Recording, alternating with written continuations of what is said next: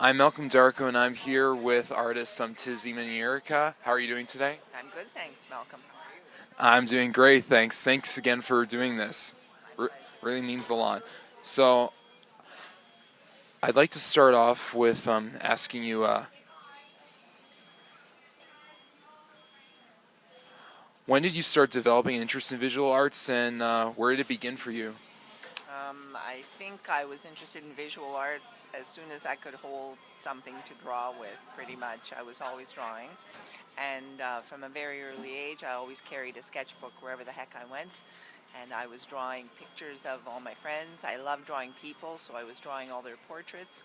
I still have sketchbooks from when I was 10, 11. Funny looking, drawings of my friends, right? But yeah, it's just an interest I've always had that I think I'll always have. This kind of sounds a little bit similar to me. My mom always said to me that ever since I was like a year old, that I've been drawing ever since I've been able to pick up a pencil. So Yep. I still remember the jetting flyers, Malcolm. I'm embarrassed by that. You shouldn't be. I always thought they were great. I always thought we were always really impressed with the drawings you did as a kid. So Well, thank you for putting that together, though. Still, have you ever received any training in art, and are you self-taught or anything at all? I think I'm everything. In the beginning, I was self-taught, but even as a kid, I would often go into the library and take out books on how to draw because I was interested mostly in people. I would always look for things that told you about how to draw hands or eyes or noses or lips. And then I progressed to watching television shows or whatever they had where you could rent videos that talked about how to do different techniques. Then I did go to school, took art in high school, went on to OCA for a while, went on to George Brown, moved towards graphic design, and all through my professional career, I've continued to take workshops and classes with other artists because it's always interesting to learn different techniques, different methods, different, points of view. I'll never stop learning. And what themes do you like to explore whenever you're creating art? Well, people, like I said. Oh, sorry, yeah. People are my favorite subject, and aside from that, anything to do with nature, still life. I think I derive most of my pleasure, though, from just exploring different techniques. Um, I like people that are sort of in allegorical settings, like winged figures and mythical, whatever, that kind of stuff. I don't know, anything. It's all interesting. It's all good. Yeah, whenever I was looking at like most of your work on the Williams Mill website and all, I noticed that you focus quite a bit on realism and all. Mostly, I think I witnessed like portraits mostly. Yeah, no, that seems like a subject you really enjoy for sure. And any other methods you like to use whenever you start a piece? Like, for example, if before you add color onto like a portrait or doing any kind of other subject, do you start with maybe like underpainting where you use like one value, like doing monochromatic painting first before adding color on top? Anything like that? Okay, so that's something else that the more I've learned different techniques, the more I've explored. I love drawing, so that's monochromatic. Um, it's always fun to start with a drawing and develop sort of studies on values and stuff like that with a drawing. And then I do really enjoy actually underpainting. I've tried both ways, and I like underpainting. I like having something with values already established as sort of a ground, the old glazing techniques. That's a lot of fun. But doing workshops with other people, I've discovered different ways of underpainting where it's not necessarily values, but where you develop like a background color that you build onto. That's also fun. Um, and so is it sometimes to work on an already tinted background so that you're developing the lights and the darks. And that tinted background supplies you with a middle value, so you're sort of working both ends towards the middle. All of them fun.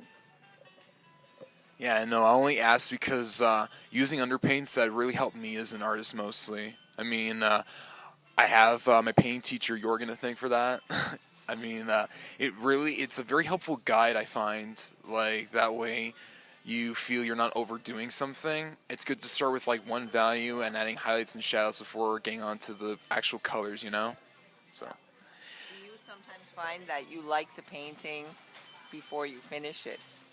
Like sometimes it's nice just with the mid value and the dark and the light done. yeah, you should just keep it like that. It's already perfect. Yeah, I do have that feeling sometimes, but I feel like, maybe the color, maybe just maybe adding color will make it a little more, dynamic. And are there any challenges you face when having a career in visual arts? And if you do, how do you overcome these challenges? Ooh, I think there's lots of challenges with a visual arts career. Money is probably the highest on the list. Artists are, generally speaking, the lowest paid people on the planet. Yeah, and the most hit up for free donations. Will you please donate your painting for our funding drive so people can, yeah, um, yeah. Price to it, though, right? No, no price tag. Donate it, and then other people will bid to buy it, And you get nothing? and you get nothing. Yeah, yeah, yeah. So it's hard. That's a challenge, and a lot of artists are supplementing what they're doing with their fine arts by either teaching or by having other work that they do in order to subsidize. Um, but there are people who make it. It requires a lot of perseverance. It requires a lot of resourcefulness. You have to be able to market yourself really well, which is something that a lot of artists are not that good at doing. So sometimes people will find that they either align themselves with a bunch of galleries that are carrying their work for them, or they'll have an agent that sells their stuff for them, and you pay a percentage to the agent. Lots of different ways of doing things, but marketing yourself, that's a good skill to learn. A little bit of business knowledge is a really good thing for a lot of artists to have, I think, in order to try to be successful. And since you focus a lot on like paintings and drawings and all that stuff, is there any other forms of art that you've explored? Like, have you made any sculptures, any mixed media, like any ink crafting or photography, any of that stuff? So I think most artists are naturally also photographers because you use a lot of photography as a source to paint from. So yeah, I'm taking pictures all the time. Um, I've tried things but they always wind up being different methods of painting. Really, like I've tried encaustic. I have taken courses where they focused on abstract, um, and I think I like abstract paintings a lot. But I don't know that I can do justice to an abstract painting because it doesn't feel like it's an honest expression of the way that I would, like the language of my art is not naturally that. It can be a lot of fun to drizzle paint on stuff, but it always just feels like it's a happy accident, which I don't know. For me, a happy accident is not really art, like anybody can do a happy accident. So, yeah, for me, I like representational work. That's just what I like to do, and that seems to be a language that is honestly me, right? So, You don't really like accidental like mistakes that you make on paintings?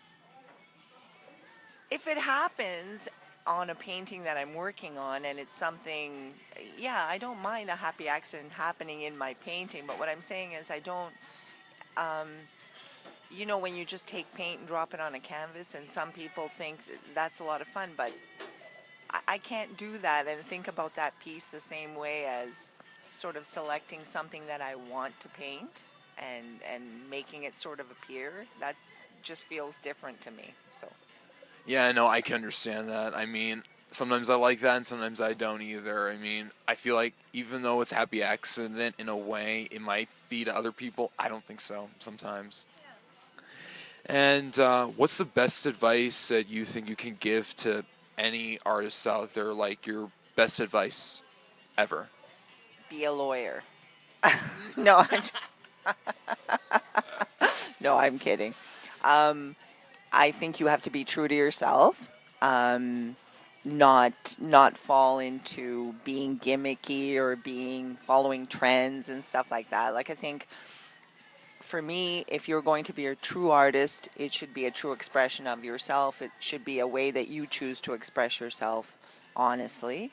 And then keep working hard, keep persevering, learn from as many people as you can, learn a little bit about business, learn a little bit about marketing yourself and doing all those things. Um, yeah, take care, keep learning. Sounds good.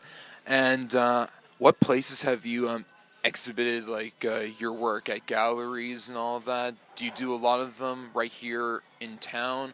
Have you done a lot in Toronto? Have you done them anywhere across like Ontario, things like that? So, as I said to you, my predominant work really is as a graphic designer, and the art portion of what I do is secondary. But I have exhibited locally. I have exhibited in galleries in Etobicoke and Peel, not so much in Toronto. Um, Milton, taken part in some of the art shows. Hills of the Headwaters, they have an annual thing where they have juried shows. I've won some, awards here and there, but nothing major because I don't participate full time as much as somebody who's doing this full time would, right? I've found in later years that juried shows are not what they used to be, so a lot of professional artists aren't taking part in those so much anymore. It used to be a way to pad your portfolio or your resume, rather, to be able to say you participated in a juried show, your work got accepted, etc., etc. Now, the jurying has come under question, and so that doesn't seem to be as much of a feather in your cap anymore. I think it's better if you actually get galleries who are representing your work or taking your work on a regular basis, people who are collecting you. So, getting your own people who collect your works and sending out notices to them whenever you have a new collection of paintings. That seems to be uh, the, the more current way to build up your credibility. What's your favorite painting medium that you use, and why is it your favorite? I really love oils now. I was really, really chicken for a long time. Like, I love drawing. I still love drawing. And it took me a long time to break into color because I was just scared. Um, so I did it gradually, through watercolor, pencil, crayons, soft pastels, all those things. They're all fun. Still enjoy all of them. But oils are just so juicy and they're so fun to mix. And they're not stinky anymore like they used to be because you can use the terps that is non-smelly. You can use a lot of nice natural oil mediums as, things to thin. So, yeah, they're just fun. They have so much flexibility and they stay wet long enough, if you want them to, that you can keep working them. There's no mistake you can't fix, right? They're just, yeah, they're great. Oil. Yeah, no, I'm a little chicken whenever it comes to doing oil paints, I'll admit. I mean, I know that my paint teacher, Jorgen especially, encourages me to keep using oils a lot, and I don't know. I guess I've gotten more used to how the acrylic works. 'Cause I know some people hate it because it dries too fast, but I mean, oil. I will admit it is good for blending and all. It's just that I don't know. Maybe it's the fact that it stays wet for a long time, even though I'm finished it for a while. Like I'm worried that maybe something will mess it up, like something will get in the way. It's that overthinking, you know. Don't be scared. Don't be scared. All right, I have one more question for you, and is what moment in your art career are you most proud of? Gee, that's a tough one. Wow, Malcolm, I've been able to answer all the questions quite easily till now. The last question That's is a, artist. okay. I don't know. I think that as an artist, every time you hit a milestone, then the thing that happens is the next door opens up. So you leave that milestone behind and go on to the next. I mean, it was really, really great one year when I entered a juried show um, with a painting of my daughter, and it was one of the first oil paintings that I had done. That was glazing technique. And it won the People's Choice Award. So that was nice because it wasn't just like it was voted by everybody, not just jurors. So it meant that people responded to it nicely. So that was a nice moment. But then, taking courses where I learn something new and I wind up doing something that I didn't think I could do. Um, like recently, I decided I'm going to do some architecture because I suck at doing perspective, but I'm going to take that as a challenge. And I did an oil painting of a street scene in Italy, and it turned out. And I was like, wow. So, that's the latest moment. And who knows what the next moment holds? It's always an adventure. Very true. All right, thanks again so much for doing this. I mean, really means a lot.